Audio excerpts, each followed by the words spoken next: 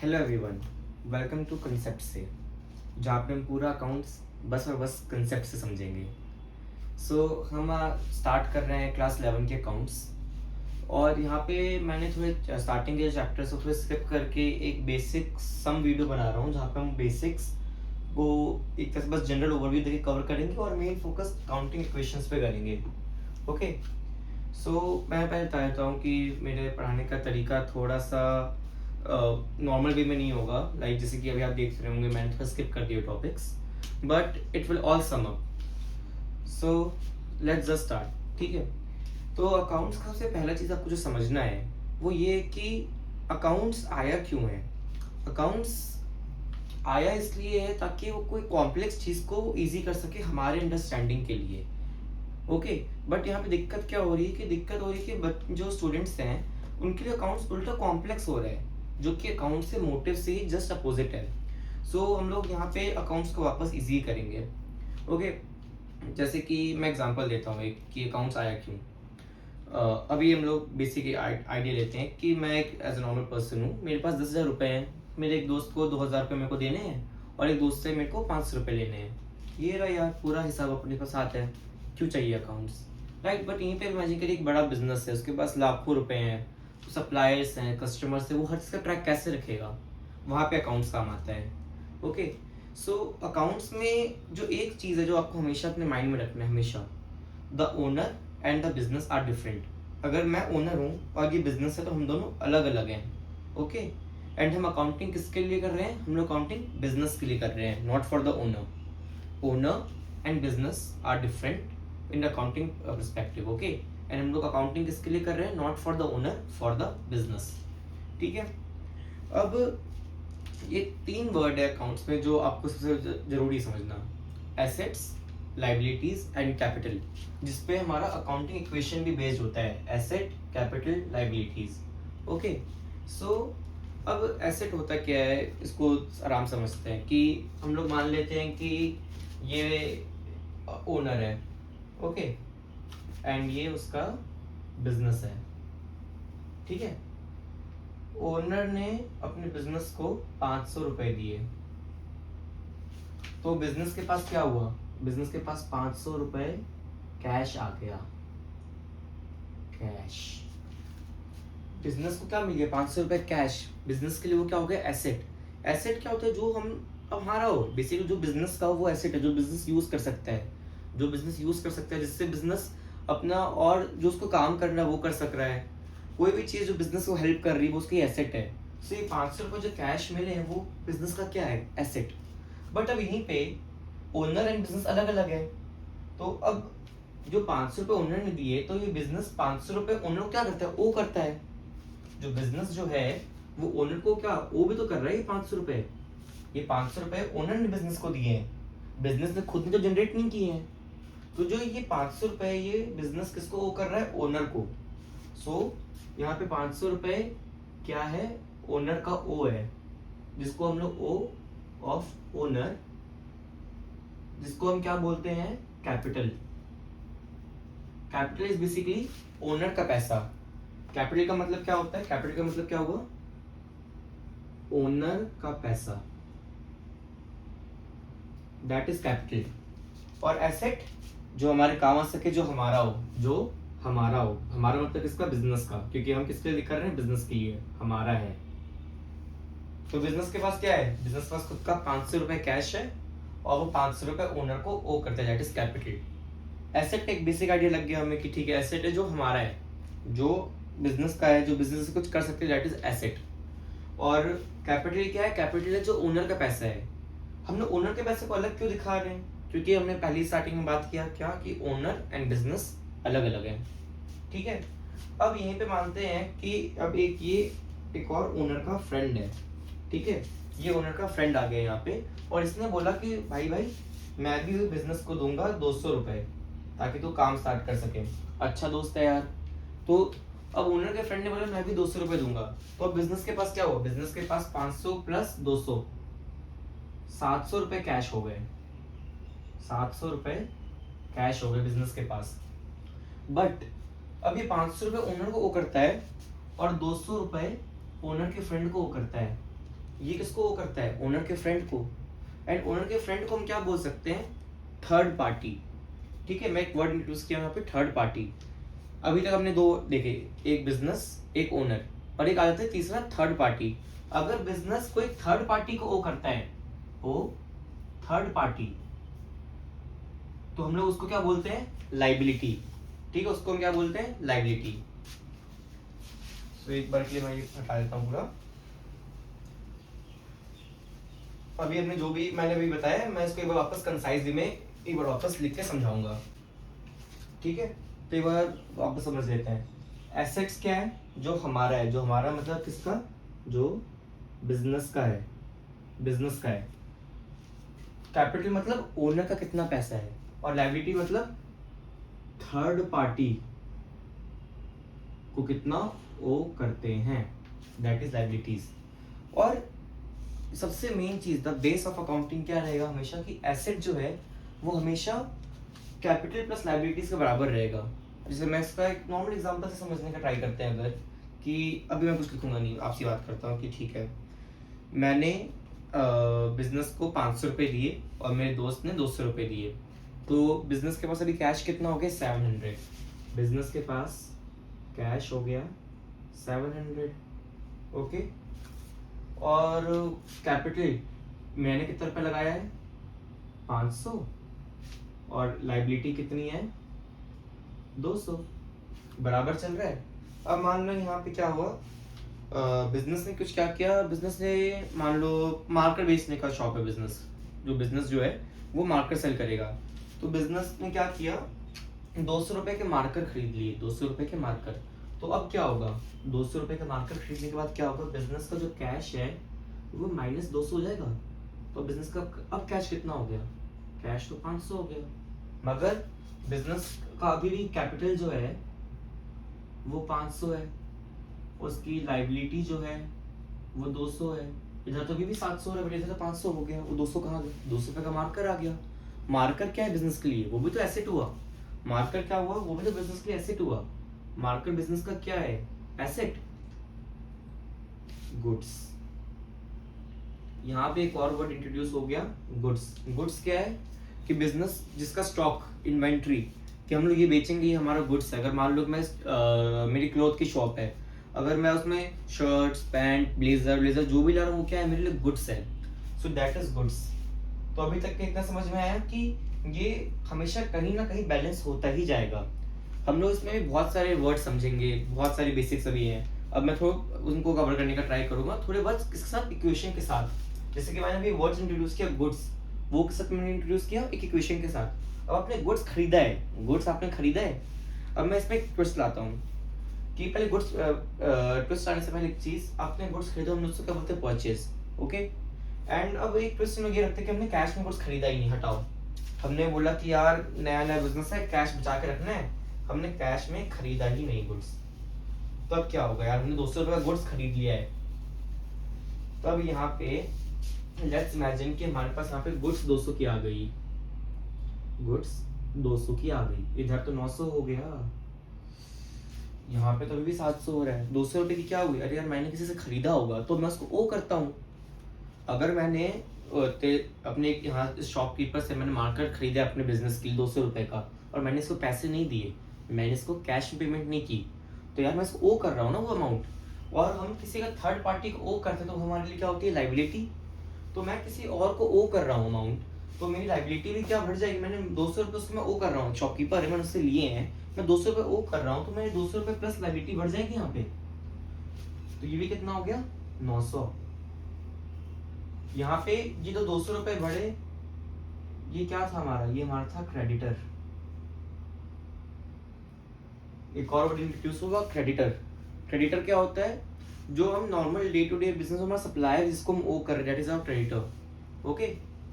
तो यहाँ पे एक और वर्ड क्या इंट्रोड्यूस हुआ? क्रेडिटर। क्रेडिटर को एक और नाम हम लोग देते हैं, जैसे ये क्रेडिटर है, इसको हम लोग एक और क्या बोलते हैं? मैं यहाँ पे लिखता हूँ, ट्रेड पेबल। क्रेडिटर का मतलब होता है trade payable. Trade payable, credit दोनों आपस में इंटरचेंज होते रहते हैं। ट्रेड पेबल क्या हुआ? ट्रेड। इसमें पहला वर्ड क्या है? ट्रेड। जो हमारा नॉर्मल ट्रेडिंग है, जो हमारा बिजनेस है, और उसमें पे करना है हमें, लाइक जो नॉर्मल बिजनेस में हमें किसी को पे करना है, दैट इज ट्रेड पेबल। तो trade payable is basically our creditor. Okay, एक और यहाँ पे इंट्रोड्यूस हुआ क्रेडिटर। अकाउंटिंग क्वेश्चन हमारे भी बैलेंस्ड है, करेक्ट, कोई दिक्कत नहीं है, ठीक है।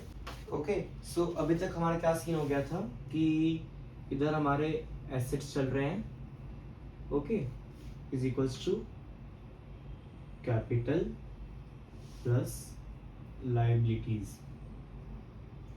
इसमें क्या सीन चल रहा था हमारा कि हमारे पास जो कैश है वो 700 है, प्लस गुड्स है हमारे पास एसेट्स में प्लस 200 है, हमारे पास कैपिटल 500 है और लायबिलिटीज हमारी 400 चल रही थी। ओके, सो यहाँ पे टोटल 900 इज इक्वल्स टू 900 आ रहा है। यहाँ पे मैंने वर्ड्स क्या क्या अभी तक इंट्रोड्यूस कर दिए, मैं एक बार वो वापस रिकैप करा रहा हूँ। हमारे पास हमें एसेट समझ में थोड़ा आगे क्या होता है, हमें लायबिलिटी पता है, हमें कैपिटल पता है, परचेज जो हम परचेज किए मार्कर, हमें परचेज पता चल गया, हमें क्रेडिटर पता चल गया, या ट्रेड पेबल बोल मैं क्रेडिटर लिख रहा हूँ। अभी तक हमें इतने चीज़ तो चल गए हैं, ठीक है। अब यार क्या हुआ, अब ये मार्कर जो है, मार्कर मैं उसको बेच दिया, मैंने मार्कर बेच दिया। लाइक सपोज मैंने एक ही मार्कर खरीदा, वो 200 रुपये का था, ये एक ही पीस मार्कर था 200 रुपये का, एंड मैंने इसको 300 में सेल कर दिया। बिजनेस है यार, मैंने 100 रुपये प्रॉफिट कर लिया, 50%। सो अब क्या हुआ यार, मैंने सेल किया, एक और वर्ड क्या इंट्रोड्यूस हो गया, सेल। अब मैंने सेल किया, उसमें मेरे को 100 रुपये का प्रॉफिट भी हुआ, ठीक है। तो अब सेल किया होगा तो यहाँ पे क्या होगा, सबसे पहले हम देखें, अगर जो गुड्स हमारी 200 की थी वो पूरी की पूरी -200 हो गई, तो ये गुड्स तो बची नहीं। कैश हमारे पास 700 का था, हमने कितने में बेचा, 300 में, तो प्लस 300 और हो गया, हमारे पास 1000 रुपये का कैश हो गया, ठीक है। हमारे पास 1000 रुपये का कैश हो गया और गुड्स खत्म हो गई, टोटल यहाँ पे 1000 आ गए हैं। बट इज इक्वल्स टू यहाँ पे क्या करें हमें। अब एक बात बताओ, जो ओनर है जिसने बिजनेस में पैसा लगाया, वो पैसा क्यों लगा रहा है बिजनेस में, किस लिए, प्रॉफिट के लिए। तो ये जो प्रॉफिट हुआ इस केस में, 200 रुपये का हमारा सामान खरीदा, 300 में बेचा, 100 रुपये का प्रॉफिट हुआ, वो प्रॉफिट किसका है, ओनर का है। तो अब हम लोग बिजनेस क्या बोलेगा कि यार मैंने, आप ओनर बोलेगा मैंने तेरे को 500 रुपये दिए, अब तूने उस पर 100 रुपये का प्रॉफिट कर लिया, तो 100 रुपये प्रॉफिट तो मेरा ही होगा, क्योंकि बिजनेस है ही किसका, ओनर का। ओके, सो यहाँ पे क्या होगा, कैपिटल 500 प्लस प्रॉफिट 100 रुपये का जो था, तो ये 600 हो गया, और प्लस लायबिलिटीज 400, इधर भी 1000 हो गया। इधर मैंने एक और वर्ड क्या इंट्रोड्यूस कर दिया है, प्रॉफिट। प्रॉफिट जिसको बोलते हैं, गेन बोल लो, प्रॉफिट बोल लो, one and the same thing. Word धीरे धीरे इंट्रोड्यूस हो जा रहे हैं, जो बेसिक्स में हम लोग बेसिक टर्म्स पढ़ते हैं, उसको मैं इक्वेशन के साथ ही आप लोग को फैमिलियर कराना चाह रहा हूँ, ताकि थोड़ा एग्जांपल दिमाग में थोड़ा बैठे कि हाँ यार बिजनेस का फ्लो ही है, ये जो है पूरा कंसेप्ट से रहेगा। ओके, एंड वापस इसमें एक छोटा सा ट्विस्ट लाते हैं। अब ट्विस्ट क्या रहेगा, जो हमने सेम परचेज में किया था, परचेज हमने क्या किया था, एक बार हमने देखा हमने परचेज विद कैश किया है, और एक बार हमने देखा विदाउट कैश किया है। विदाउट कैश किया तो हमें क्या मिला, क्रेडिटर, ट्रेड पेबल जिसको हम बोल रहे थे। तो अगर हम लोग सेल भी विदाउट कैश कर देंगे, मतलब उधारी पे सेल करेंगे, तो हमें उससे पैसे लेने होंगे, उसको हम लोग क्या बोलेंगे। अगर हम लोग क्रेडिटर को ट्रेड पेबल बोल रहे हैं, तो हम लोग इस सीन में क्या बोल सकते हैं, trade receivable, trade receivable. Okay, तो मैं लिखता हूँ पहले आराम से। तो यहाँ पे वापस सीन चेंज हो रहा है हमारा, ठीक है। सो अब क्या मैं बोल रहा हूँ कि मैंने 200 रुपये का मार्कर जो लिया था, मैं 300 में तो बेच तो रहा हूँ, मगर मैंने जिसको बेचा उसको मैंने उधार पे बेचा है, मैंने उससे पैसे नहीं लिए अभी।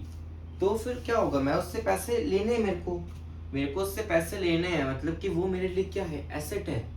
क्यों, क्योंकि मेरे को उससे पैसे मिलेंगे, वो मेरे किसी काम का है। मेरे काम का मतलब क्या, मेरा एसेट है, जिससे मेरे को फ्यूचर में कुछ वैल्यू मिलेगा, जिससे मेरे को फ्यूचर में कुछ वैल्यू मिलेगा, वो मेरा एसेट है, जो मेरे काम का है, जो मेरे बिजनेस में मेरा है।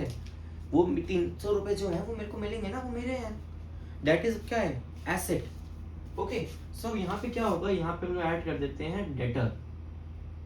एक और वर्ड इंट्रोड्यूस हो गया, डेटर।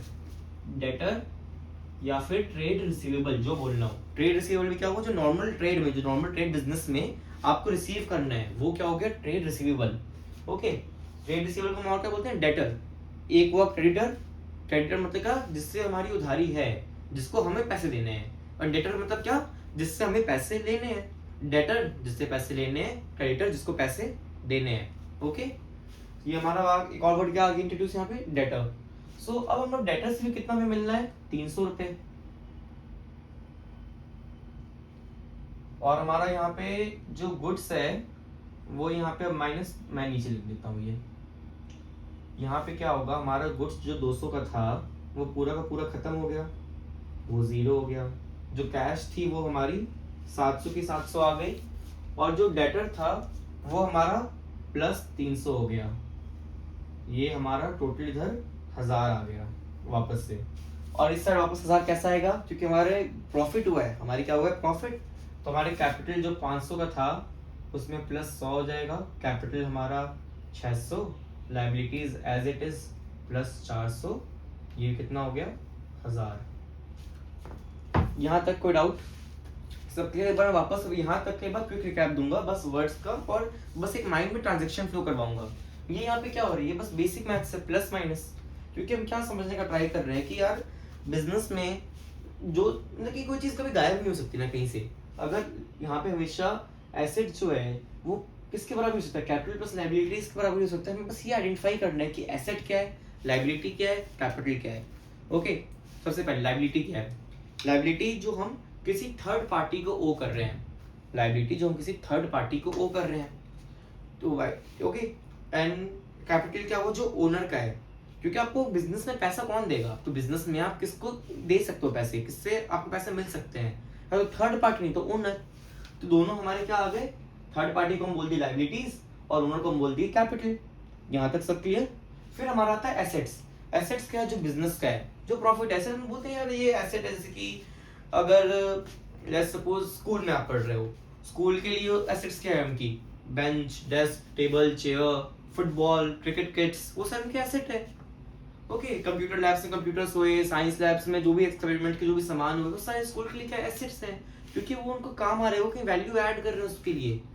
ओके, अब ऐसे ही मैं अगर कोई भी बिजनेस लोगे, सब बिजनेस में एसेट्स हैं, जैसे कि बड़ी बड़ी प्लांट्स हो गई, मशीन्स हो गई, वो सारे एसेट्स हैं उस बिजनेस के लिए। एसेट्स जो बिजनेस का है, जो बिजनेस जिस वजह से वैल्यू ऐड कर पा रहे हैं, जैसे कि ऑफिस में आप किसी बैठे हो, उसमें फर्नीचर्स हैं, वो भी एक एसेट है, क्योंकि वो बिजनेस का है। ओके, जिसपे बिजनेस का राइट है, दैट इज द एसेट। अब हमें, मेरे को लग रहा है कि ये 3 वर्ड तुम्हारे अच्छे से क्लियर हो गए हैं। एसेट क्या है, कैपिटल क्या है, लाइबिलिटीज क्या है। और ये जो अभी हमने किया, asset is equals to capital plus liabilities, that is accounting equation. और इसी पे ही पूरा अकाउंट्स है। लाइक अगर आपको अकाउंटिंग इक्वेशन दिमाग में चल रहा है, तब उसके बाद जो भी चीज़ होगी वो धीरे धीरे होती चली जाएगी। ओके, तो हम इसी तरीके से आगे जाते रहेंगे। हम लोग नॉर्मल बिजनेस के देखेंगे, डे टू डे क्या ट्रांजैक्शन हो सकते हैं। बिजनेस ट्रांजैक्शन एक और वर्ड, मतलब क्या कि बिजनेस में क्या क्या चीज़ें हो सकती है, day to day activities. Basically business activities is business transaction, जहाँ पे मॉनेटरी कुछ वैल्यू भी हो। कीवर्ड यहाँ पे और क्या है, मॉनेटरी वैल्यू भी, जिसकी कुछ हो, जो मनी में मेजर हो पा रहा हो।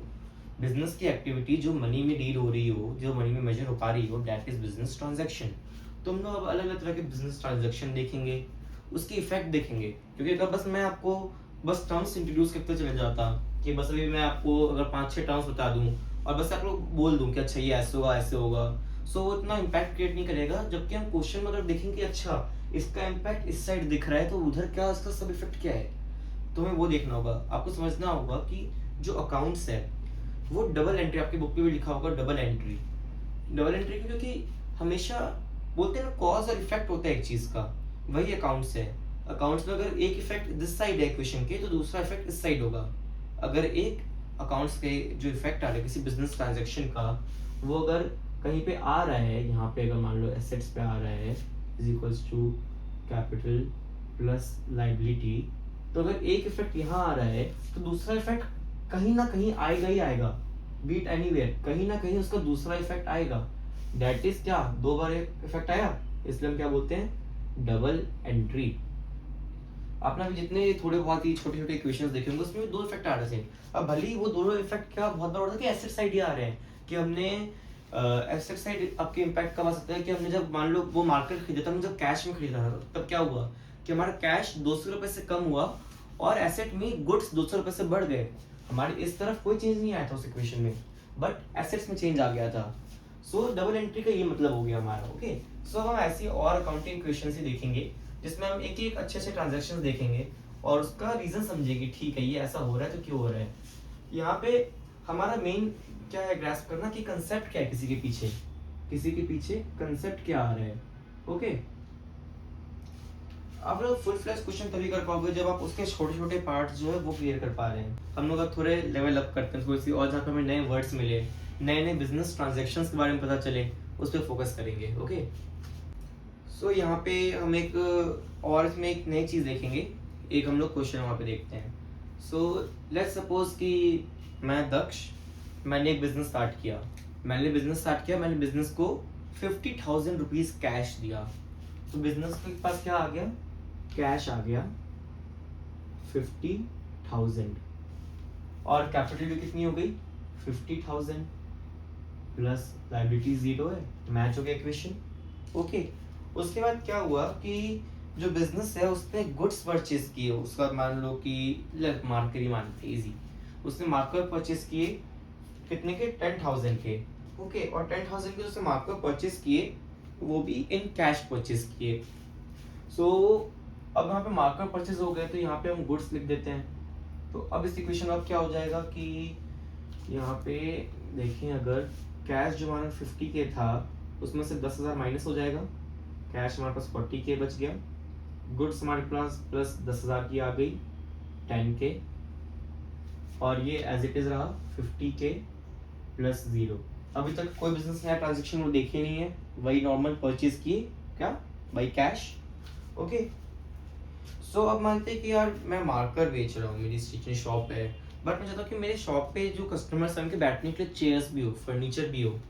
तो मैं फर्नीचर खरीदने चला गया, अब फर्नीचर मैं ले रहा हूँ तो furniture is also our asset, क्योंकि वो बिजनेस का है, बिजनेस खरीद रहा है किसके लिए, अपने काम के लिए, अपने यूज़ के लिए। सो अब मैंने फर्नीचर जो है वो खरीद लिया, लेट्स सपोज 20,000 का, एंड मैं 20,000 में जो फर्नीचर खरीदा है वो क्या खरीदा, कैश पे नहीं, उधार पे। उधार को क्या बोलते हैं, क्रेडिट पे। मैंने फर्नीचर किस पे खरीदा है, क्रेडिट पे। ओके, सो अब यहाँ पे एक और एसेट ऐड हो रही है मेरी, प्लस फर्नीचर। हम लोग एसेट्स में एक और क्या पढ़ लिए यहाँ पे, इसका सब टाइप क्या हो सकता है, एक और सब टाइप क्या मतलब टाइप ऑफ एसेट, फर्नीचर। ठीक है, और अब हम लायबिलिटी भी तो होगी हमारी, अगर मैं किसी थर्ड पर्सन से, अब मैं उसको ओ कर रहा हूँ, उससे मैंने क्रेडिट पे उधार पे खरीदा है, तो मेरा क्या आ गया है बिजनेस में, क्रेडिटर। तो ये हमारा लायबिलिटी जो मैं क्रेडिटर ही अभी बस हम लोग देख रहे हैं, तो मैं उस क्रेडिटर ही मान रहा हूँ लायबिलिटी में। सो अब इस इक्वेशन में क्या चेंज हो जाएगा, हमारे पास कैश तो एज इट इज 40K रहा, गुड्स हमारे पास 10K रहे, ओके, फर्नीचर हमारे पास 20K के आ गए, और कैपिटल हमारे पास 50K का ही रहा, और लायबिलिटीज हमारे पास 20K की हो गई। ये एग्जैक्ट मैच चल रहा है, करेक्ट, एकदम सही है। अब हमने जो गुड्स थी वो हमने सेल कर दी, गुड्स सेल हो गई। गुड्स जो सेल हुई हमारी वो 10K की थी, लेट्स सपोज कि हमने 5,000 का गुड्स जो था, जो हमने 5,000 में खरीदा वो बेचा, 5,000 गुड हमने कितने बेच दिया, 7,000 में, 2,000 का प्रॉफिट। ओके, 5,000 गुड हमने कितने बेचा, 7,000 में, 2,000 क्या हो गया प्रॉफिट। तो अब इसमें क्या हो जाएगा, जो गुड्स होगी वो हमारी -5K हो गई, कैश कितनी हो गई, हमने लेट्स सपोज कैश में खरीदा ही नहीं, बात हटाओ, हमने उधार पे बेच दिया। एक और एसेट हमारे यहाँ पे कौन सा आ जाएगा, डेटर। चलो भाई डेटर यहाँ पे ऐड कर देते हैं, डेटर यहाँ पे आ गया हमारे पास कितने का, 7,000 का। कैश हमारे पास कोई चेंज नहीं आया, फर्नीचर में कोई चेंज नहीं आया, कैपिटल में +2K होगा क्योंकि 5,000 का था, 7,000 में बेचा, 2,000 प्रॉफिट, कैपिटल हमारा 52,000 का हो गया, लायबिलिटी 20K की हो गई, ये भी हमारा बैलेंस चल रहा है। ठीक है, अब यार मान लो कि ऐसे आज का दिन खत्म हुआ, कल का दिन खत्म हुआ, बिजनेस आगे चलता गया। ठीक है, फिर अब बिजनेस में बोला चलो यार पैसे काम खत्म करते हैं, जिसको जितना ओ करने देना है आ जाते हैं देने होने पे। सो यहाँ पे हम सेटलमेंट देखते हैं। हम लोग अब सबसे पहले क्या हम लोग ओ कर रहे थे, फर्नीचर के लिए 20,000 ओ कर रहे थे। हम लोग गए कि यार ये तेरे 20,000 हो गया, काम खत्म। ठीक है, तो हमने क्या किया, हमने सबसे पहले कैश में से 20,000 माइनस किया। ठीक है, और हमने अपना लायबिलिटी भी हटा दिया 20,000 का। अभी भी बैलेंस चल रहा है, कोई दिक्कत नहीं हुई है, ठीक है। फिर हम अपने डेटर के पास गए, जैसे 7,000 का खरीदा था, हमने बोला कि ला भाई 7,000 दे दे। उसने बोला कि यार क्या बताऊँ, बहुत दिक्कत हो गई है, मैं तो लॉस में चल रहा हूँ, मैं 7,000 नहीं दे पाऊंगा, आप है ना एक काम करो, 6,800 में काम खत्म कर दो मेरा, इससे ज्यादा मैं दे नहीं सकता, मेरे पास पैसे ही नहीं बचे, मैं बैंक करप्ट हो गया, बैंक करप्ट हो गया, मैं बैंक करप्ट हो गया, मतलब मैं क्या हो गया, इंसॉल्वेंट हो गया, एक नया वर्ड आ गया हमारे लिए, इंसॉल्वेंट। मतलब कि डेटर के पास पैसे ही नहीं, उसका सब कुछ बिक चुका है, वो सब कुछ बेच चुका है, वो कोर्ट पे गया, उसको बैंक्रप्सी कोर्ट लगा, उसको जो भी लगा, अब उसके पास पैसे नहीं है, अब उसके पास पैसे नहीं, तो हम अपने 200 रुपये तो ले ही नहीं सकते, वो 200 रुपये मेरे लिए क्या हो गया, लॉस। ओके, बट हमारे पास 7,000 में से कितने मिल गए, 6,800 मिल गए।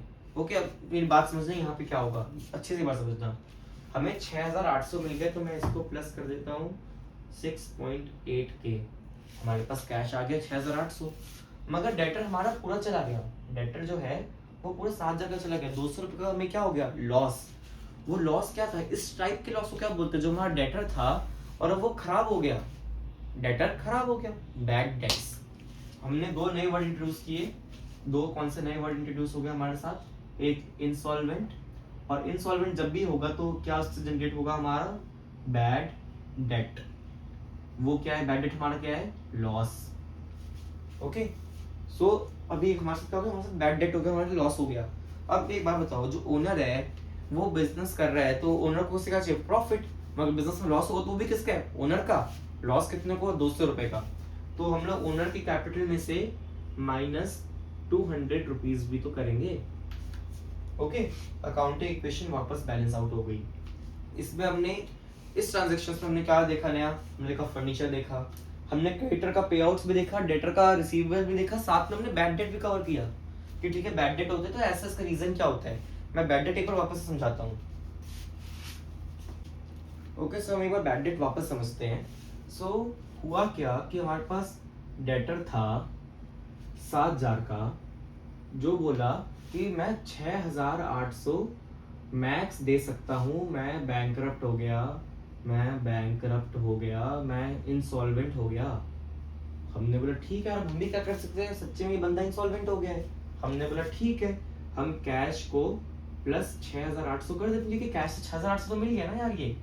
मगर हमने डेटर जो है, जो हम 7,000 के दिखा रहे थे, अब उसको हम अगर नॉर्मल केस मानते कि मेरा 7,000 का डेटर था और मेरे को 7,000 मिल गया, नॉर्मल केस, अगर नॉर्मल केस होता, नॉर्मल केस, तब क्या होता कि ये कैश है वो हम प्लस 7,000 कर देते और डेटर -7,000 कर देते, प्लस माइनस 7,000 7,000 बैलेंस हो जाता है इक्वेशन में, एकदम कोई दिक्कत नहीं होती।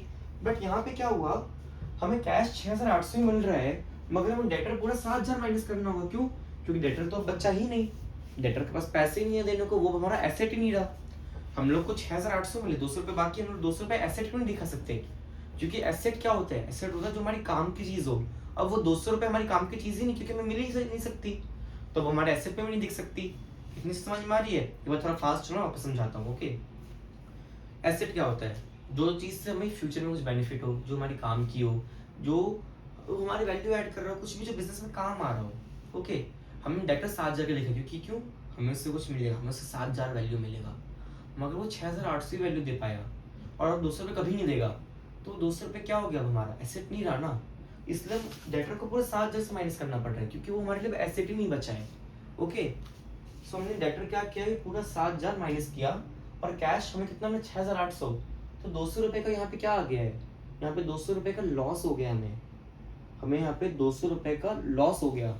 ओके, सो 200 रुपये का लॉस हुआ है, वो कहाँ जाएगा, वो कैपिटल में जाएगा, ओनर के पास, ओनर को बोलेगा सर जी 200 रुपये का लॉस हो गया,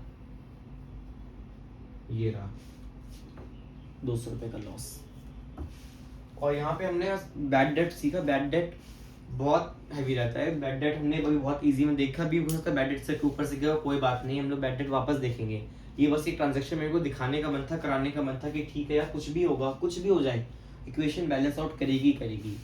ओके,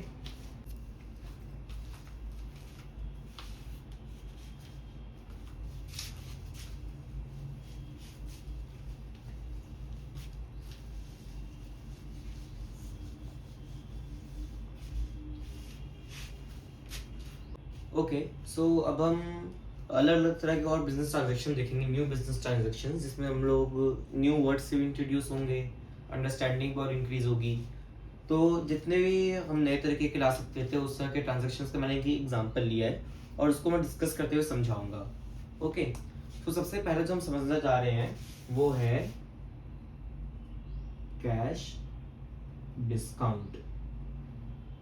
कैश डिस्काउंट, अब इसमें होता क्या है कि लेट्स इमेजिन कि आप एक बिजनेस के ओनर हो, ओके, एंड आपके पास एक कस्टमर आया, वो आपसे 10,000 का सामान ले लिया एंड उसने बोला कि मैं 10,000 जो है वो 2 महीने बाद दूंगा आपको।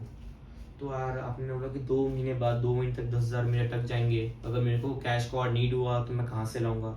तो आपने बोला कस्टमर को कि यार आप एक काम करो ना, 10,000 2 महीने बाद दोगे, उससे अच्छा अगर आप 9,500 अभी दे दो कैश में, तो चलेगा क्या आपको? मैं आपको 500 रुपये एडिशनल डिस्काउंट दे रहा हूँ, कैश डिस्काउंट, अगर आप अभी पेमेंट कर देते हो तो। ओके, सो कस्टमर ने सोचा कि हाँ यार मेरे 500 रुपये बच रहे हैं, अभी कर देता हूँ।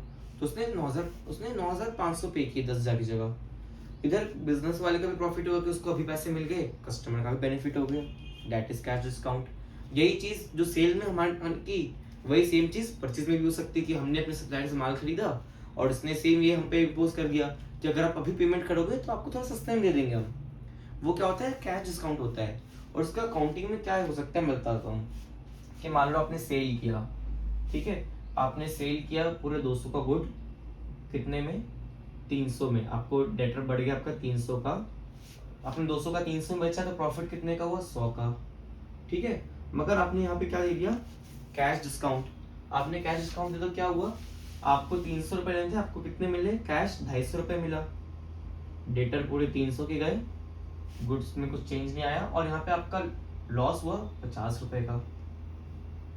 यहाँ पे क्या हुआ एक बार वापस देखना, कैश डिस्काउंट पे क्या हुआ? आपको 300 रुपए लेने थे, मगर आपने बोला आप अभी कभी 250 दे दो, 250 उसने दे दिए, आपके डेटर के पूरे 300 चले गए, डेटर पूरे के पूरे 300 गए, क्योंकि आपने उसे 250 लेके उसको फुल सेटलमेंट कर दिया।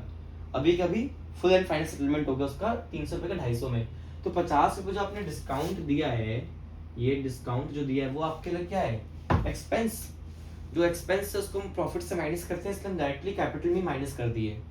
जो एक्सपेंस जो है, जो एक्सपेंस हुआ, लॉस हुआ, वो सब क्या होता है? वो सब भी तो ओनर का ही होगा, वो सब भी ओनर का होगा, क्योंकि अगर प्रॉफिट ओनर का है तो एक्सपेंस और लॉस भी ओनर का होगा।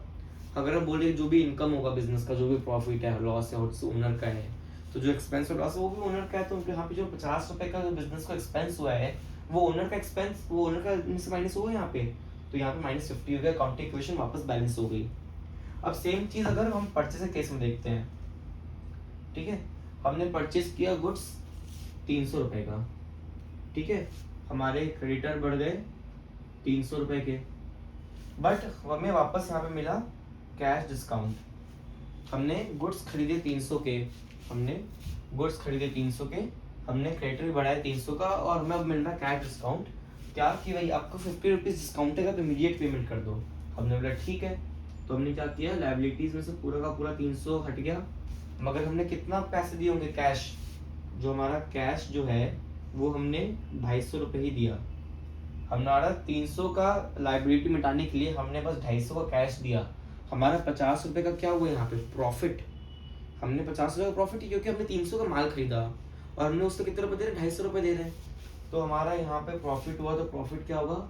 ऐड किस चीज का? ये डिस्काउंट का। समझ में आ रही चीज? ये 50 वापस कहाँ से आया? तो यहाँ पे हमने कैश डिस्काउंट सेल और परचेज दोनों के केस में समझा कि ठीक है ये ऐसे वर्क हो रहा है, इसके पीछे का मैकेनिज्म ये है। आपको इसके पीछे की पहले थिंकिंग समझनी। अच्छा, ये बिजनेस में होता भी है, हमेशा आपको बिजनेस में दिखेगा, और इसका लॉजिक भी क्या था वो मैंने आपको बताया कि ठीक है कि यहाँ पे पैसे अटकते नहीं है। जो बिजनेस ओनर है भाई, अगर आपके पैसे अटक गए हैं तो आपको अगर एडिशनल पैसे चाहिए होंगे तो आपको और अपने पॉकेट से लाने होंगे, बैंक से लाने होंगे, कहीं से लाने होंगे, लोन लेना पड़ जाए, कुछ भी हो सकता है। तो इसलिए लोग ये सिस्टम फॉलो करते हैं, ओके, कैश डिस्काउंट का। इसमें वापस बताता हूँ क्या हो रहा है।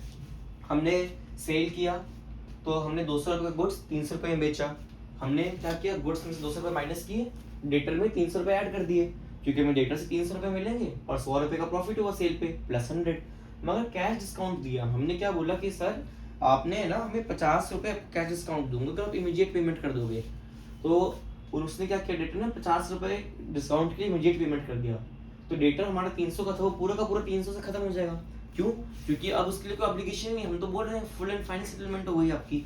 तो डेटर में से -300 हो गए और कैश में +250, क्योंकि डेटर ने कितना दिया हमें 250 और हमने 50 रुपए का यहाँ पे क्या कर किया है, 50 रुपए का हमने क्या डिस्काउंट, हमारा एक्सपेंस।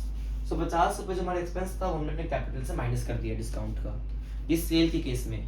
अब वही चीज परचेज के केस में कैसे होगी, परचेज के केस में हमने गुड्स खरीदा 300 का, हमारी लायबिलिटीज बढ़ गई 300 से, बट उसने जो सामने वाला सप्लायर था उसने बोला 50 रुपए डिस्काउंट दूंगा, अभी कभी पेमेंट कर दो। हमने बोला ये भी सही है, हमारे पास रुपए पड़े हम कर देंगे, हमें डिस्काउंट मिल जाएगा। तो हमने क्या किया, अपनी लायबिलिटीज पूरी की पूरी 300 से माइनस कर दी। क्यों? क्योंकि हम इसको 50 रुपए डिस्काउंट पे 250 रुपए पेमेंट कर देंगे। तो हमने यहाँ से 300 रुपए माइनस किया और इसको कैश कितना देते हैं 250, हमने कैश में 250 माइनस कर दिया। और अब यहाँ पे जो 50 रुपए का हमारा प्रॉफिट हो रहा है, हमने 300 रुपए का सामान खरीदा, इससे 300 रुपए का सामान खरीदा और हमने पे बस 250 किया। हमारा 50 रुपए का जो यहाँ पे आ रहा है वो क्या है, डिस्काउंट का इनकम, डिस्काउंट का प्रॉफिट, जो कैपिटल में क्या हो गया add, that is cash discount. अब हम देखते हैं डेप्रिसिएशन। ये देखना, इसको आराम से हम करेंगे थोड़ा, इसको डेप्रिसिएशन, डेप्रिसिएशन वर्ड भी आपके लिए क्या है, न्यू है। ये डेप्रिसिएशन होता क्या है, यहाँ पे मैं पहले ना एक चीज खुद से हटा के फर्नीचर ऐड कर देते हैं, फर्नीचर, ठीक है। तो डेप्रिसिएशन होता क्या है कि यार आप एक चीज समझो, आप नॉर्मल चीज समझो कि बिजनेस है, उसने एक ऑफिस में सोफा लगाया हुआ है, उसने उस बिजनेस स्टार्ट हुआ था, उसने वो सोफा 1 लाख रुपए का खरीदा था, ठीक है। और अब बिजनेस में 10 साल हो गए हैं, तो 10 साल बाद भी क्या बोलेगा कि मेरा जो सोफा है वो 1 लाख का है, वो ऐसा बोल सकता है क्या? वो ऐसा नहीं बोल सकता। क्यों? क्योंकि सोफा पुराना होता चला गया, सोफा पुराना होता चला गया। आप यही चीज लैपटॉप्स के लिए ले लो, बेड्स के लिए ले लो, किसी प्लांट मशीनरी के लिए लो, एक्सेप्ट फॉर लैंड, लैंड को हम डेप्रिशिएट नहीं करते हैं, ओके। आप किसी भी चीज के लिए देखोगे मोस्टली, तो उसमें क्या हो रहा है, विद टाइम उसकी वैल्यू गिर रही है एसेट की। क्यों? क्योंकि वो घिस रहा है, उसके यूज हो रहा है, यूज होते जाएगा तो उसकी वैल्यू कम होती जाएगी ना। कोई भी आप फोन भी देखोगे, आप सेकंड हैंड फोन लो, उसकी वैल्यू कम होगी। क्यों? Because of the depreciation. So depreciation कोई भी एसेट में लगता है, वो नॉर्मल वेयर एंड टियर की वजह से लगता है, ठीक है। तो अब डेप्रिसिएशन जो है वो आपको अपने एसेट पे लगाना होता है, ओके। सबसे पहले आप ये दिमाग में फिट करो, डेप्रिसिएशन किस पे लगता है, एसेट पे। क्यों? नॉर्मल वेयर एंड टियर जो उसके ओवरऑल लाइफ पे हो रहा है। मान लो आपने मैंने मार्कर लिया, ठीक है, ये एक छोटा सा एग्जांपल है एडवांसी, और मेरे को पता है कि इसकी लाइफ ही 10 साल है, मेरे को पता है 10 साल बाद ये 0 हो जाएगा। तो आपको क्या लगता है मेरे को कैसे दिखाना चाहिए, मेरे को 9 साल तक मार्कर की पूरी 100 की 100 वैल्यू दिखानी चाहिए और 10वें साल 0 कर देनी चाहिए, या 10 साल धीरे धीरे मार्केट की वैल्यू गिरानी चाहिए? ज्यादा अच्छा क्या रहेगा? आपको सोचो, एज ए बिजनेस है, आपको सोचो, आप ओनर हो, आप देख रहे हो अपनी कंपनी की रिपोर्ट, देख रहे हो अपने बिजनेस की रिपोर्ट, तो आपको ज्यादा अच्छा आइडिया कैसे में मिलेगा जब वो धीरे धीरे कम होते जा रहा है, कि आपको पता 10 साल बाद इसकी वैल्यू 0 है। वही डेप्रिसिएशन, किसी भी एसेट जो उसकी वैल्यू कम होती जा रही है वो डेप्रिसिएशन होती है, ओके। सो लेट्स सपोज कि यही हमारा वापस अकाउंटिंग क्वेश्चन है, हमारे पास फर्नीचर 200 की है, इसमें हमने गुड्स ला के फर्नीचर कर दिया यहाँ पे 200 रुपए का, और हमें यहाँ पे है कि हमें बिजनेस में डेप्रिशिएट करना है furniture at the rate 10%, 10% SLM। मैं ये आपको बाद में बताऊंगा SLM क्या होता है, मैंने ऐसे ही लिखा है। तो हमें फर्नीचर डेप्रिशिएट करना है 10%। तो अब 200 का 10% कितना होता है, 200 का 10% कितना होता है 20। तो हमें फर्नीचर को 20 रुपए से कम करना होगा। अब 20 रुपए से यहाँ कम कर दिया एसेट, मगर अब क्या करें? सो डेप्रिसिएशन हमारे क्या है, एक्सपेंस।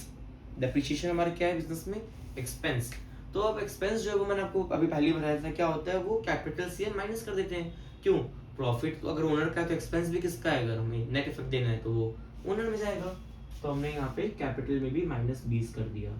ये हमारी इक्वेशन सॉल्व होगी फॉर डेप्रिसिएशन, ओके। डेप्रिसिएशन और इन डेप्थ पढ़ेंगे डेप्रिसिएशन आएगा। यहाँ पे इसका बस 1-2 ट्रांजैक्शंस आपको ऐसे देख सकते हैं, इसलिए मैं यहाँ बस थोड़ा सा आपको हिंट देके समझा रहा हूँ कि इसका ये होगा। तो अब हम जो नया ट्रांजैक्शन देखेंगे वो देखेंगे बैंक। अब बिजनेस में क्या हो सकता है, जो बिजनेस है उसके पास एक तो खुद कैश हो सकता है जो उसके पड़ा हुआ है कहीं पे, और एक बिजनेस का खुद का बैंक अकाउंट हो सकता है, ओके।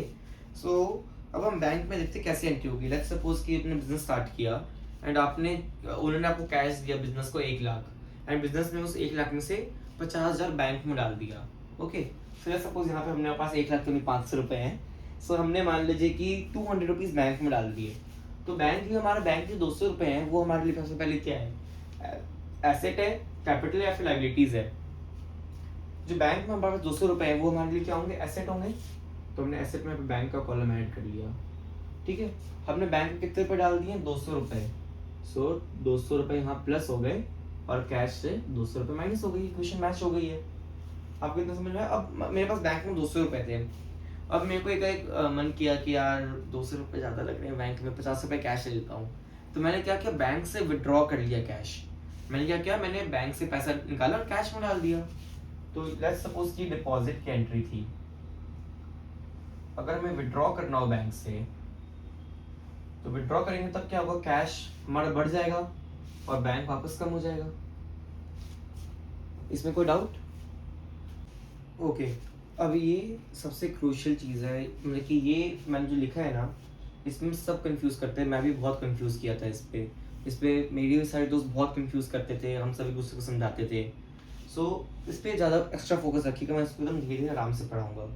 क्या लिखा हुआ है यहाँ पे, accrued income, income received in advance, prepaid expense, outstanding expense, ये 4 हैं। और मैं 4 को मतलब बताता हूँ। अक्रूड इनकम, ऐसा इनकम जो अक्रू हो गया हो, मतलब ऐसा इनकम जो हो चुका है बट आपको अभी तक मिला नहीं है। मतलब बोलेंगे क्या बोल रहे हो, समझ नहीं आ रहा। लेट्स सपोज कि आपने बैंक में पैसा डाला है, ठीक है। आपने लेट्स सपोज कि आपने 10,000 रुपये बैंक में डाले हैं, ठीक है, 12% पर एनम के हिसाब से, ठीक है। मतलब क्या हुआ, आपको हर महीने कितना रुपये आपको इंटरेस्ट मिल रहा होगा, बताओ। हर महीने आपको कितना इंटरेस्ट मिल रहा होगा, 100 रुपये इंटरेस्ट, करेक्ट। तभी तो 12 महीने में 1200 इंटरेस्ट हो गया, ठीक है। बट इसमें क्या है कि बैंक जो है ना वो पूरे साल खत्म होने के बाद ही आपको इंटरेस्ट देगा। सपोज कर रहे हैं ऐसा, ओके, कि बैंक आपको हर महीने पे इंटरेस्ट नहीं दे रहा, आपको वो 12 महीने के बाद एक बार में 1200 देगा। 2 महीने बाद आपके पास अब इंटरेस्ट कितना हो जाना चाहिए था, 200 रुपये, है ना, 200 रुपीज। बट बैंक आपको पे नहीं कर रहा अभी। बैंक बोल रहा है मैं तो आपको 10 महीने बाद, जब 2 महीने हो चुके हैं इसके 10 महीने बाद, जब 12 महीने हो जाएंगे तब दूंगा आपको। बैंक में 10,000 डाले हुए 2 महीने हो गए, उस हिसाब से 200 रुपये आपका इंटरेस्ट हो चुका है, मगर बैंक को इंटरेस्ट दे ही नहीं रहा अभी। बैंक बोल रहा है कि मैं आपको जब पूरे 12 महीने खत्म हो जाएंगे तो एक बार में 1200 दूंगा। तो ये 200 रुपये आपका क्या है, आपका इनकम अक्रू हो चुका है। आप तो यार आज के टाइम मान लो 2 महीने हो चुके हैं, अगर कोई मेरे से पूछेगा यार कि वो तेरा बिजनेस कैसा चल रहा है, कितना कमाया, मैं ये तो बोलूंगा मैं 200 रुपये कमाए हैं। मैं ये तो नहीं बोलूँ मैंने कुछ नहीं कमाया, मैंने क्यों नहीं कुछ कमाया, मैंने 200 रुपये कमाया, बस मेरे को अभी मिले नहीं है। कीवर्ड क्या है, कमाया है बट मिले नहीं है। इनकम मैंने अक्रू कर लिया है, ये अक्रू हो चुका है मेरा इनकम, बस मिले नहीं है। ये होता है अक्रूड इनकम। ये बैंक का बेस्ट एग्जांपल है, अगर आप इसके बाद वापस फिट कर सको तो मैं वापस बताता हूँ। 10,000 रुपये बैंक में डाले 12 महीने के हिसाब से, 12% के हिसाब से भी, तो 10,000 12% पर एनम के हिसाब से 1200 रुपये हुए आपके एक महीने के, सॉरी 1 साल के, मैं बैठ क्या 1 साल बाद आपको बैंक 1200 रुपये इंटरेस्ट देगा। बट इंटरेस्ट को अगर हम मंथली बेसिस पे देखेंगे तो पर महीने 100 रुपये का इंटरेस्ट हो रहा है, और 2 महीने बाद वो इंटरेस्ट 200 रुपये आपका अक्रू हो गया। 200 रुपये आपके इंटरेस्ट हो गया ना 2 महीने बाद, कि 10,000 था आपने डाला और 2 महीने बाद वो कितना हो गया, 200 रुपये। कैसे निकाला, मैं वापस दिखा देता हूँ। ये 10,000 है, आपको 12% पर निकालना है। ये 12% कितने का, 1 साल का हमें कितने महीने का चाहिए, 2 महीने का, 2/12, ये कितना हो गया, 200, ठीक है। 12% का हम लोग क्या लिख सकते हैं, 12/100। लेट्स मैं 12 लिख देता हूँ, 12/100। अगर मैं यहाँ पे कैंसिल आउट करके देखूँ, ये कैंसिल से कैंसिल आउट, 2 0 से 2 0, ये 200 के 200 आ गए, कि हमने 10,000 12% पर डाला 2 महीने के लिए 200 रुपये हुए। 200 रुपये हमारा इंटरेस्ट है, मगर बैंक को इंटरेस्ट नहीं दे रहा, बैंक बोल रहा है कि बाद में देंगे। तो वही इनकम जो है जो हमारा हो चुका है बट बस मिला नहीं है, that is accrued income. Okay, तो आपको इससे क्या साउंड कर रहे हैं कि अक्रूड इनकम जो है वो क्या है हमारे बिजनेस के लिए, एसेट है या लायबिलिटी है, कैपिटल तो नहीं है, कैपिटल तो नहीं है ना, क्योंकि वो ओनर का वैसे ओन ही राइट। अक्रूड इनकम क्या होगा कि यार हमारा पैसा है बस हमें मिला नहीं है अभी, हमें मिलेगा, हमें मिलेगा, हमें मिलेगा हमारे काम का है, हमारा क्या हो गया वो एसेट। अक्रूड इनकम हमारा क्या होता है, अक्रूड इनकम हमारा क्या होता है एसेट।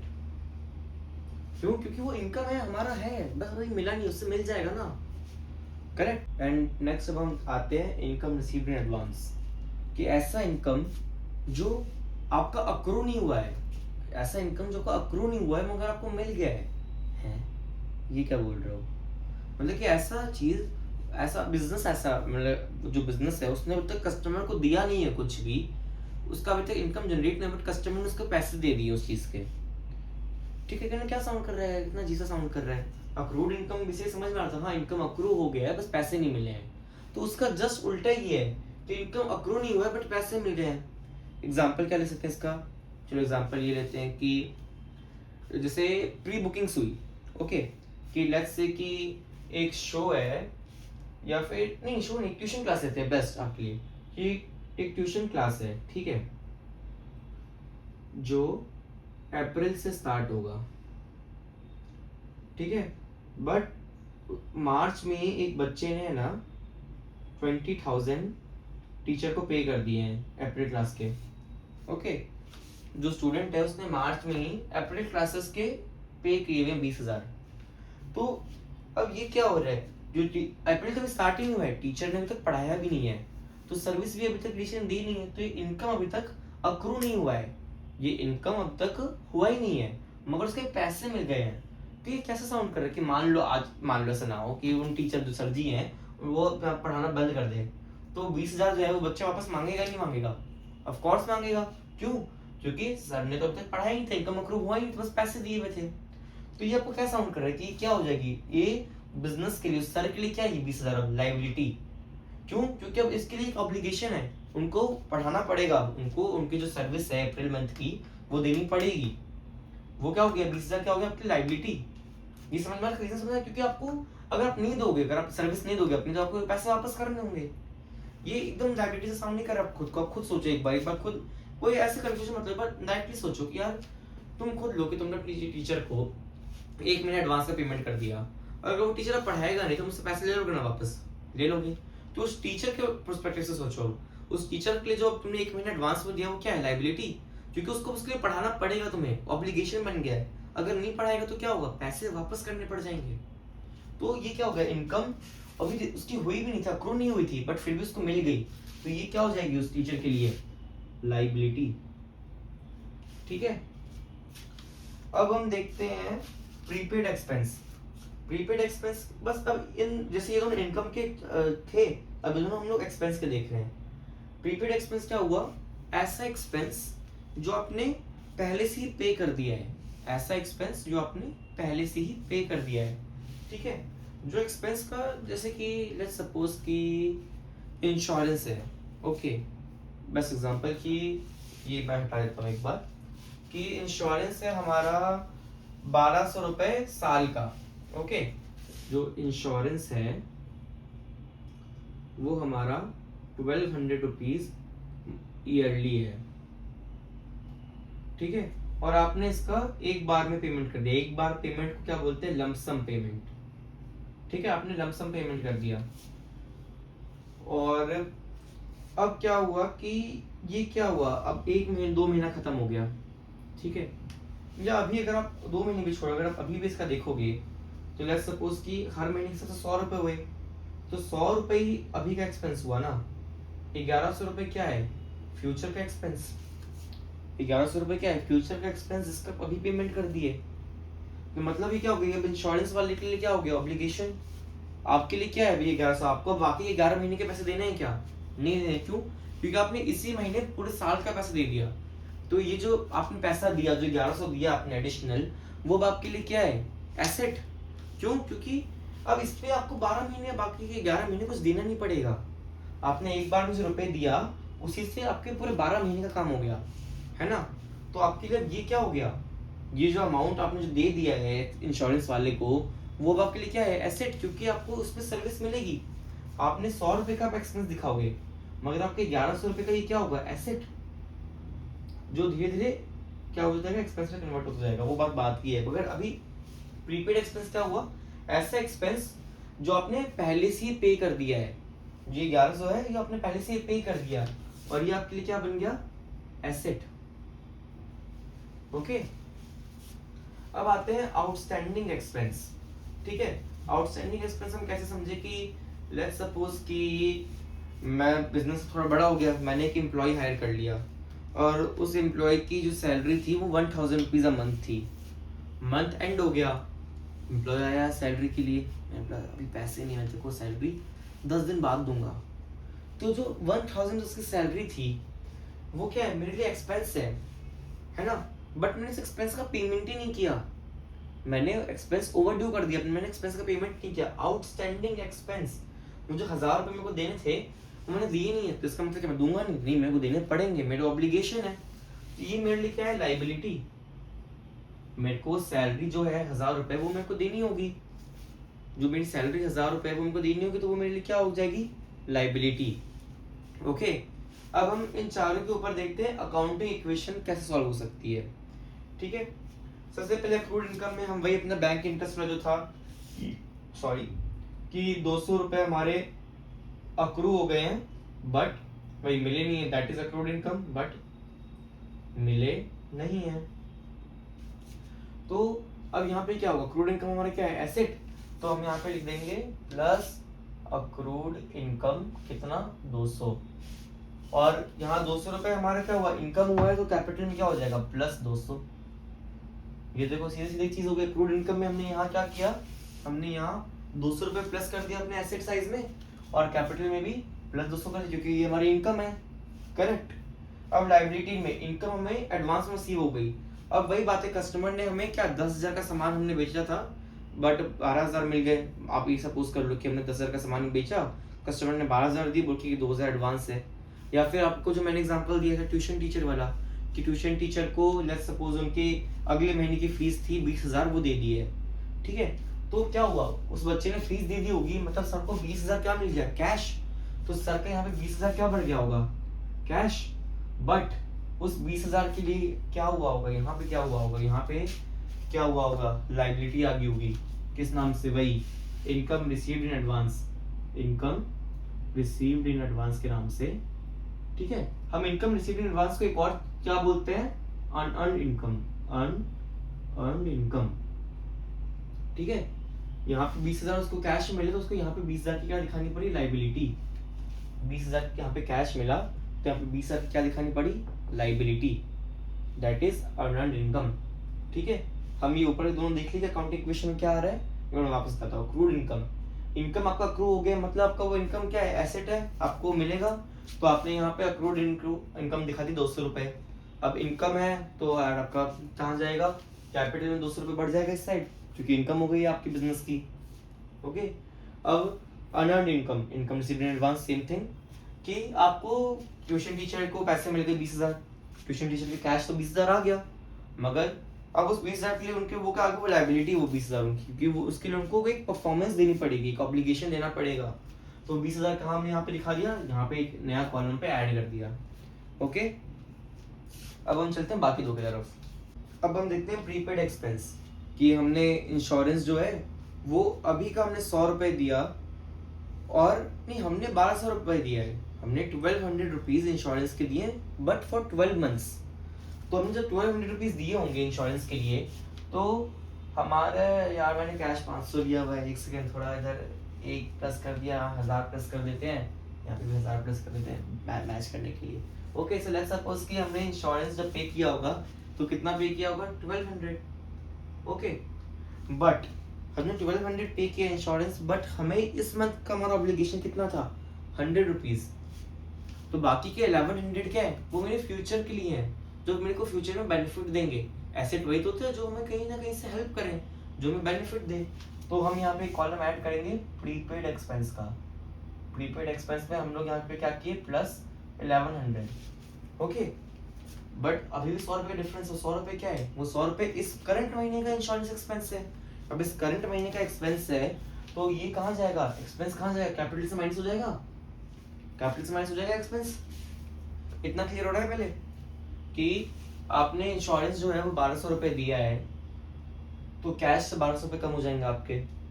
ठीक है, बट करंट का ऑब्लिगेशन आपका 100 रुपए का था, वो बाकी के जो 1100 है वो आगे के 11 महीने के हैं। तो अब आगे के 11 महीने का है तो मेरे क्या हुआ, मेरा एसेट हुआ आगे के 11 महीने का। तो मैंने प्रीपेड एसेट, एक नया एसेट ऐड किया 1100 रुपए के लिए, और 100 रुपए जो मेरे करंट के थे वो मैंने एक्सपेंस ऐड कर दिए। जो मैंने 100 रुपए मेरे करंट के थे वो मैंने एक्सपेंस थे, मैंने कैपिटल से लेस कर दिए। ठीक है, ये प्रीपेड एक्सपेंस हो गया। मैं वापस रिपीट करता हूँ कि कैश से 1200 रुपये कम हुए क्योंकि इंश्योरेंस देना था, कैश से 1200 रुपये कम हुए क्योंकि इंश्योरेंस पे कर दी, तो कैश तो कम होगा ही होगा। बट हमारे इंश्योरेंस करंट का कितना था, 100 रुपये का था। 100 रुपये का क्या था हमारा करंट एक्सपेंस, तो यहाँ पे हमने 100 रुपये यहाँ पे माइनस कर दिया कैपिटल में। और यहाँ पे प्रीपेड एसेट जो हमारा आगे 11 महीने के लिए वो 1100 यहाँ पे प्लस कर दिया। ठीक है, अब हम नेक्स्ट एग्जांपल देखते थे हमारा फाइनली आउटस्टैंडिंग एक्सपेंस का। अब आउटस्टैंडिंग एक्सपेंस क्या हो कि सैलरी का एग्जांपल कि हमें 1000 रुपये देने थे एम्प्लॉय को, मतलब हम दिए नहीं, तो ये हमारी सीधी क्या होगी, लाइबिलिटी। सबसे पहले हमारे लिए क्या होगी, एक्सपेंस हो गया हमारा 1000 रुपये का। सबसे पहले हमारे लिए एक्सपेंस हुआ 1000 रुपये का, तो कैपिटल से 1000 रुपये माइनस हो जाएंगे क्योंकि हमारा एक्सपेंस हो गया। और लाइबिलिटी में हम लोग क्या कर देंगे यहाँ पे, आउटस्टैंडिंग एक्सपेंस। मैं आउटस्टैंडिंग को ऐसे लिखता हूँ, फुल फॉर्म में लिखिएगा आप सब। आउटस्टैंडिंग एक्सपेंस हमारा क्या हो जाएगा, +1000। ये समझ में आया क्या हुआ, हमारा एक्सपेंस था 1000 रुपये, एक्सपेंस 1000 रुपये वो तो कैपिटल से माइनस होगा ही होगा, कैपिटल से एक्सपेंस तो माइनस होगा ही होगा। अब कैपिटल से एक्सपेंस माइनस हो गया, बट एक्सपेंस हमने पे नहीं किया, हमें पे करना है, हमने पे करना है, हमारा ऑब्लिगेशन है, दैट इज आवर लायबिलिटी, क्योंकि हमको वो जो एम्प्लॉय है, जो हमारा थर्ड पार्टी है, उसको ओ कर रहे हैं, हम बेसिकली 1000 रुपये अब उस बंदे को ओ कर रहे हैं, वही तो हमारी लायबिलिटी है, तो वो क्या होगी, हमारी आउटस्टैंडिंग एक्सपेंस। करेक्ट। ओके, अब हम देखते हैं लोन। लोन क्या है, लोन मतलब बिजनेस कंटिन्यू करने के लिए लोन ले रहा है। लेट्स सपोज कि हमने बैंक से लोन लिया, हमने बैंक से लेट्स सपोज 1000 रुपीज का लोन लिया, क्योंकि हमें बिजनेस रन करना है तो यार थोड़ा बहुत लोन तो देते ही सब। तो जब हम बैंक से लोन लेंगे तो हमारे पास पैसे आ जाएंगे, किसमें, बैंक जो होगा, आप मान लो HDFC बैंक के पास 10,000 रुपये का लोन लिया तो आपको बैंक आपके बैंक में ट्रांसफर कर दिया होगा मोस्ट सीधा। तो हमने बैंक में 1000 रुपये का लोन ले लिया, और हमने लोन लिया है तो लोन सीधी सीधी क्या होती है, हमारी लाइबिलिटी, क्योंकि हमें पे करनी होगी, हमारी क्या होगी, ऑब्लिगेशन हो गई है। थर्ड पार्टी से हमने पैसे लिए हैं, बैंक भी तो थर्ड पार्टी है हमारे लिए क्या है, हम बिजनेस खुद, ओनर एंड थर्ड पार्टी। तो बैंक क्या है, थर्ड पार्टी, थर्ड पार्टी से हमने 1000 लिए हैं तो हमें थर्ड पार्टी को 1000 देने में तो वापस होंगे। ओके, सो हमने यहाँ पे क्या ऐड कर दिया, कॉलम लोन। हम लोन में भी क्या ऐड कर देंगे, 1000, क्योंकि लाइबिलिटी है हमारी 1000 रुपए की। ओके, इतना चीज समझ में आ रहा है पहले कि हमें बैंक से 1000 रुपये लोन लिया है तो हमारे पास बैंक में पैसा देंगे 1000 रुपये, और हमारा एक लाइबिलिटी क्रिएट हो जाएगा लोन के नाम से 1000 रुपये का, लोन फ्रॉम बैंक के नाम से, ये लो लोन फ्रॉम बैंक। ठीक है, इतना क्लियर हुआ पहले। अब ये लोन जो है हमने 1000 रुपये लिया है, अब उसका पेमेंट का टाइम आएगा। पेमेंट कैसे होती है, हम पेमेंट के थोड़ा सा इंटरेस्ट देते हैं और थोड़ा सा प्रिंसिपल देते हैं। प्रिंसिपल क्या होता है, प्रिंसिपल मतलब ये 1000 रुपये, और इंटरेस्ट मतलब इसमें कुछ अमाउंट। देखिए आप कभी भी आप EMI भी देखोगे तो कैसे होता है, मान लो कि आपने 1000 रुपये का लोन लिया है, ठीक है, तो आपका फर्स्ट इंस्टॉलमेंट, सेकंड, हम 2 इंस्टॉलमेंट, मान लो आपने इधर 600 दिया, इधर 600 दिया, तो ये क्या हुआ होगा इसमें, 500 + 100, 500 + 100, ये क्या था, ये प्रिंसिपल था और ये इंटरेस्ट था। आपने थोड़ा, आप हमेशा लोन रीपे कैसे करते हो, थोड़ा प्रिंसिपल है तो थोड़ा इंटरेस्ट देते हो। तो मान लो हम यहीं पे लोन रीपे कर रहे हैं, कैसे, सेम कि हमने 600 रुपये रीपे कर रहे हैं, इसमें 500 रुपये प्रिंसिपल है और 100 रुपये इंटरेस्ट है। सबसे पहले हम 600 रुपये पे करेंगे, तो 600 रुपये पे करेंगे तो बैंक में से 600 रुपये लेस हो जाएगा। हमने 600 रुपये क्या किया, पे किया, तो बैंक से क्या हो गया, लेस। ठीक है, अब 600 रुपये लेस हो रहा है, इसमें से हम प्रिंसिपल कितना दे रहे, 500 रुपये का, मतलब हम बैंक को यहाँ पे 1000 रुपये ओ कर रहे थे, अब कितना ओ करेंगे, अब बस 500 ओ करेंगे। क्यों, क्योंकि हमने 500 रुपये का क्या कर दिया, प्रिंसिपल पेमेंट, प्रिंसिपल का रीपेमेंट कर दिया यहाँ पे, है ना। और ये 100 रुपये क्या था, 100 रुपये इंटरेस्ट था। 100 रुपये इंटरेस्ट मतलब क्या हुआ, हमारे बिजनेस के लिए क्या हुआ, एक्सपेंस। 100 रुपये यहाँ पे क्या था, 600 रुपये तो हमने पे कर दिया, 500 रुपये यहाँ पे किसके, सीधा लोन के माइनस हो गए। ये 100 रुपये जो इंटरेस्ट के थे वो हमारे क्या है, एक्सपेंस। एक्सपेंस कहाँ जाएगा, कैपिटल से 100 रुपये माइनस हो जाएगा इंटरेस्ट का, ये इंटरेस्ट का 100 रुपये माइनस हो गया। ये समझ में आया क्या हुआ यहाँ पे, ये हमने सबसे पहले बैंक से 1000 रुपये का लोन लिया, 1000 रुपये लोन लिया तो हमारे पास बैंक में 1000 रुपये आ गए, लोन फॉर बैंक में 1000 रुपये आ गए। फिर उसके बाद क्या हुआ, अब मान लो 5-6 महीने बाद कितने बाद पेमेंट रीपेमेंट का टाइम आया। रीपेमेंट का टर्म क्या था कि 600 रुपये 2 बार पे करोगे, रीपेमेंट हो जाएगा। 600 रुपये में क्या क्या इंक्लूड रहेगा, 500 रुपये प्रिंसिपल, 100 रुपये इंटरेस्ट। 500 रुपये प्रिंसिपल था तो वो हम जैसे माइनस कर दिए 1000 में से, क्योंकि इसी में से माइनस होगा। 600 रुपये कैश दे रहे थे तो हमने यहाँ पे इस तरीके से 600 माइनस कर दिया। 100 रुपये इंटरेस्ट हमारे क्या था, एक्सपेंस, तो ये कैपिटल से माइनस हो गया। ओके, सो अब हम स्टार्ट करते हैं ड्राइंग। ड्राइंग क्या होता है, ओनर जो बिजनेस से वो पैसा निकाल रहा हो, ठीक है, वो ड्राइंग होता है। मान लो क्या मेरा बिजनेस है तो घूम घुमा के अकाउंटिंग के अलग हो गए, बिजनेस तो मेरा है ना। अब भाई मेरे को पैसे चाहिए थे, मैंने अपना ये बैठा हुआ था, ड्रॉअर खोला, 500 का नोट उठाया, चला गया। तो भाई मैंने 500 का नोट उठा के चला गया मैं, तो अब अकाउंटेंट बोलेगा सर आप तो चले गए बट हम तो आपको अलग अलग देखते हैं। आपने यहाँ पे क्या कर दिया, आपने 500 रुपये निकाल लिए अपने, तो आपने कैश बिजनेस में कम कर दिया, आपकी कैपिटल भी कम हो गई। आपने क्या किया, आपने ड्रॉ कर लिए पैसे अपने कैपिटल से 500 रुपये निकाल लिए, तो यहाँ पे बिजनेस का कैश कम हुआ तो आप भी कम होगा। फिर अब वही बात है ये कि ओनर 500 रुपये निकाल लिए, फिर ओनर कल आके बोल रहा है मेरे तो बिजनेस में 1500 रुपये डले हुए, भाई 1500 नहीं डले हुए, अब आपने 1000 डले हुए, क्योंकि आपने 500 निकाल लिया, अब आपको कितने डले हुए, बस 1000। ये क्या है, ये क्या है, ये क्या है, ये ड्राइंग है। ये क्या है, ये ड्राइंग है कि ओनर ने बिजनेस से पैसे निकाले तो ओनर कैपिटल भी कम हो गया, दैट इज ड्राइंग। कि एक होता है कि ओनर, अब मान लो कि 2 दिन बाद ओनर आया ड्राइंग के बाद कि अब मैं बिजनेस में 2000 डालूंगा, 2000 डाल दो, क्या हो गया, कैश में प्लस 2000 हो गया, यहाँ कैपिटल में प्लस 2000 हो जाएगा। एडिशनल कैपिटल इंफ्यूज कर रहा हूँ, अच्छी बात है, बिजनेस ग्रो करेगा। मगर को ड्राइंग समझ में नहीं आया कि ओनर कुछ पैसा अगर निकाल रहा है तो वहां से माइनस हो जाएगा। अब एक आता है, मैं ट्रांजेक्शन देखा जो आ रहा है कि ओनर ने बाइक लिया for personal use, not for the use of business, and business and owner अलग अलग है। पर्सनल यूज के लिए लिया है अगर बाइक बिजनेस के पैसों से, तो वो भी क्या है, टेक्निकली क्या है, ड्राइंग है। तो लेट्स सपोज कि मैं बढ़िया ड्रॉप कर देता हूँ, हम लोग यही केस लेते हैं, हमारी बाइक यहाँ पे थोड़ी सस्ती होगी, बस हम लोग बाइक मान लेते हैं कि 300 रुपीज की है। ओके, सो ओनर ने बाइक लिया 300 रुपए का फॉर पर्सनल यूज, तो बाइक लिया 300 रुपए का, 300 रुपए कैश से माइनस हो गया, और 300 रुपए सीधा से कैपिटल से माइनस हो जाएगा। हम लोग यहाँ पे बाइक वाइक क्यों दिखाएंगे, वो बाइक बिजनेस के यूज का थोड़ी है, वो सीधा ओनर के यहाँ से कैपिटल से माइनस हो गया। लेट्स सपोज कि अब यहाँ पे क्वेश्चन में लिखा होता the owner purchased a car for 400 for the use of business. अगर ये होता तब क्या होता, तब कैश से 400 रुपए तो माइनस होते, मगर यहाँ पे एक नया अकाउंट खुल जाता कार के नाम से, जहाँ पे 400 रुपए ऐड होते। क्यों, क्योंकि बिजनेस के लिए यूज हो रहा है ये। बट पहले जो बाइक खरीदा गया, जो बाइक परचेज वो किसके लिए हुआ था, पर्सनल यूज के लिए, पर्सनल। एंड बिजनेस में कुछ पर्सनल नहीं है, यहाँ पे हम अकाउंटेंट जो देखेगा वो बिजनेस ओनर को अलग अलग देखेगा। तो आपने 300 रुपए की जो बाइक खरीदा पर्सनल के लिए, उससे कैश से माइनस किया और कैपिटल से माइनस कर दिया। ओके, अब मैं आपको एक चीज दिखाता हूँ कि मतलब कि मैंने ट्रांजेक्शन देखा और मेरे को वहाँ पे 100% श्योर हूँ ट्रांजेक्शन में कंफ्यूजन आएगी।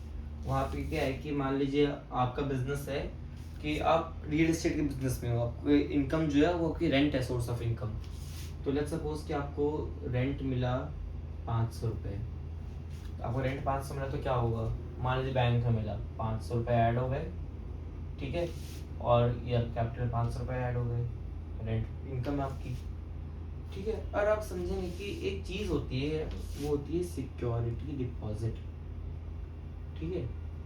ये क्या होता है, ये क्या होता है, जैसे कि आप जब भी रेंट पे जाओगे, पीजी पे जाओगे, कहीं भी जाओगे, तो वहाँ पे एक अमाउंट जो है वो ओनर जो है वो आपसे ऐसा डिपॉजिट लेके रखता है। मान लीजिए कि आप कहीं पे गए, आप पीजी में गए, ठीक है, आप वहाँ पे पीजी का जो मंथली रेंट है वो 15,000 है, बट ओनर बोलेगा अच्छा 15,000 monthly rent plus 15,000 security deposit, आप मुझे फर्स्ट मंथ 30,000 दो और अगले महीने से 15,000 दो, ठीक है। तो वो पहले महीने 30,000 क्यों ले रहा है, वो रेंट तो 15,000 ही है, वो जो 15,000 एडिशनल है वो क्या, सिक्योरिटी डिपॉजिट, जो ओनर खुद की सिक्योरिटी के लिए रहे। कि मान लो कि अगर आप एक छोड़ के चले गए या आपने पीजी में कुछ तोड़फोड़ कर दी, तोड़फोड़ तो हो ही सकती है, तो वो कि वो आप उसमें से फिर जब आप छोड़ रहे होगे पीजी, तो वो देखेगा आपने डैमेज क्या किया है प्रॉपर्टी में, फिर से कट कुटा के आपको पैसे देगा, तो सिक्योरिटी डिपॉजिट है। तो हम इस केस में कि हमारा बिजनेस है रियल एस्टेट का, एंड हमें भी सिक्योरिटी डिपॉजिट मिली है कितने की 1,000 रुपए की, ठीक है। 1,000 रुपये मेरे को सिक्योरिटी डिपॉजिट मिली तो मेरे कैश में ऐड हो गई कि ठीक है यार मेरे को 1,000 रुपये कैश मिल गया।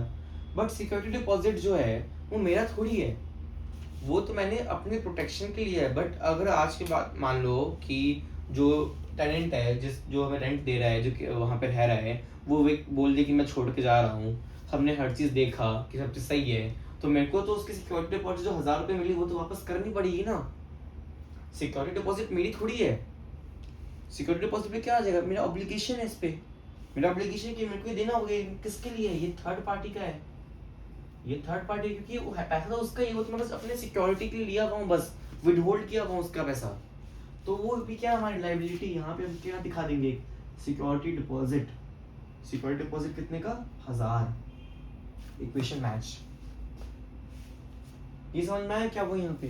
क्योंकि सिक्योरिटी डिपॉजिट भी जो है वो हमारे लिए क्या है कि मैं ओनर के लिए मेन लिए क्या एप्लीकेशन, अगर वो कल को टेनेंट छोड़ के चला जाए, उसने कुछ तोड़फोड़ नहीं मचाई तो मेरे को उसको देना होगा ना, तो मेरे को उसे देना होगा। तो इसलिए क्या है मेरी liability security deposit 1,000। So everyone, मैंने जो अभी जो जितना भी पढ़ा है वो बेसिक थ्योरी एंड कंसेप्ट था।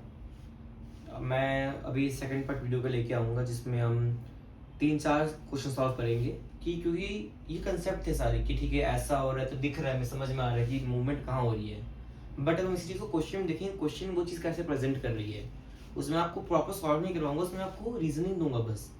क्योंकि मेरे साथ क्या हुआ था कि जब मैं स्कूल में था, मैंने देखा कि जो मेरे फ्रेंड्स थे वो सारे अकाउंट्स को समझने की जगह रट्टा लगाने लग गए थे कि ये होगा तो ये होगा, जो मेरे को एकदम नहीं चाहिए। अकाउंट्स कभी भी आप लोग ट्राई मत करना रट्टा लगाने का। अगर आप लोग कभी भी इसमें कोई डाउट हो, आप लोग प्लीज़ कमेंट करना, मैं वो वापस पूरा सॉल्व कर दूंगा, वो वापस अच्छे से वापस समझाऊंगा। तो अगले क्लास में हम लोग जो भी इसके अच्छे क्वेश्चंस है अकाउंटिंग क्वेश्चंस के, हम लोग वो सॉल्व करेंगे with concept, with reasoning. Not कि अच्छा ये मैंने पढ़ा के मैं वापस उसमें वापस समझाऊंगा, मैं 2 मिनट वापस रुक के वापस बताऊंगा। अभी भी ये वीडियो आराम से देखना और उसको समझने का ट्राई करना कि रीज़न क्या है। बस ये नहीं कि अच्छा ये है तो ये है, नहीं, ये है तो ये क्यों है, वो क्यों भी मैंने इसमें बताया है। और आपको अगर नहीं समझ आएगा क्यों, तो मैं क्यों वापस बताऊंगा कि वो क्यों है। बस आप लोग मेरे को बताना कि ऐसा क्यों हुआ है, ठीक है। मैं अगली क्लास में आप लोग को 3-4-6 क्वेश्चंस जो भी मेरे को लगेंगे, जो सबसे हार्ड होंगे, मैं वही कराऊंगा। तो क्योंकि उससे क्या होगा, आपको ईजी वाले तो ईजी आपको लगेंगे, हार्ड वाले में कोई नया कंसेप्ट मिलेगा तो वो भी देख लेंगे। बस आपको हमेशा ये याद रखना है कि आप हमेशा अकाउंटिंग पर्सपेक्टिव से देख रहे हो, और अकाउंट्स को कभी भी आप ऐसा मत समझना कि ये रट्टा मारने की चीज़ है। हमेशा इसके पीछे का एक लॉजिक खोजने का ट्राई करना, एक लॉजिक, एक कंसेप्ट कि अच्छा ये क्यों हो रहा है। अकाउंटिंग इक्वेशन में सेम कि अगर एसेट बढ़ रहा है तो अच्छा ये हो रहा है तो इधर क्या होना चाहिए, अच्छा वो क्यों नहीं हो सकता, ये सब सोचना, ये बहुत ईजी है, बहुत ईजी रहेगा सबके लिए। All the best guys.